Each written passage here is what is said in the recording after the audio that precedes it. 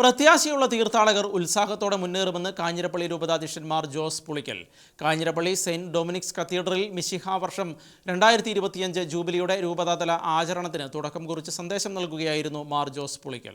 Kanjirappally saint Thomas കത്തീഡ്രലിൽ രൂപതാധ്യക്ഷൻ മാർ ജോസ് പുളിക്കലിന്റെ കാർമ്മികത്വത്തിൽ അർപ്പിച്ച പരിശുദ്ധ കുർബാനയിലെ ഉദ്ദാനഗീതത്തോടനുബന്ധിച്ചുള്ള ദീപം തെളിക്കൽ ശുശ്രൂഷയോടെയാണ് രൂപതാതല ജൂബിലി വർഷാചരണത്തിന് തുടക്കമായത്.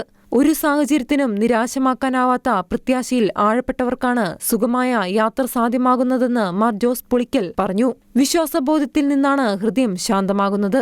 ജീവിതത്തിലെ എല്ലാ സാഹചര്യത്തെയും വിശ്വാസബോധത്തിൽ നിന്നും വ്യാഖ്യാനിക്കുന്നവർ പ്രതിസന്ധികളിൽ ഇടറില്ല. വ്യക്തിപരമായ വിലയിരുത്തലുകളും കണ്ടെത്തലുകളും നടത്തി വിശ്വാസ ജീവിതത്തിൽ പ്രത്യാശയോടെ തീർത്ഥാടനം നടത്തുന്നവരാകുവാൻ നമുക്ക് കഴിയണമെന്നും മാർ ജോസ് പുളിക്കൽ ഓർമ്മിപ്പിച്ചു.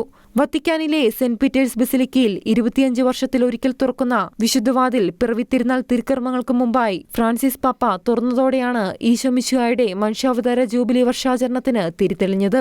ഇതിനോട് ചേർന്നാണ് രൂപതകളിലെ വർഷാചരണം. ആരാധനക്രമ വിശ്വാസ ജീവിത പരിശീലന പരിപാടികൾ, പരിശുദ്ധ കുംഭസാരത്തിനുള്ള അധിക സൗകര്യങ്ങൾ, തീർത്ഥാടനങ്ങളുടെ പ്രോത്സാഹനം എന്നിവയിലൂടെ വിശ്വാസ ജീവിതത്തിന് ശക്തി പകരുന്ന വിവിധ കർമ്മ പദ്ധതികൾ ജൂബിലി വർഷത്തിൽ കാഞ്ഞിരപ്പള്ളി രൂപതയിൽ നടപ്പിലാക്കും. കാഞ്ഞിരപ്പള്ളി സെന്റ് ഡൊമിനിക്സ് കത്തീഡ്രൽ വികാരി father Varghese Parinthirickal, father George കുഴിപ്പള്ളിയിൽ, father Jacob Chathanad, father Thomas Kutty Alappattukunnel എന്നിവരുൾപ്പെടെയുള്ള വിശ്വാസി സമൂഹം തിരുക്കർമ്മങ്ങളിൽ പങ്കുചേർന്നു.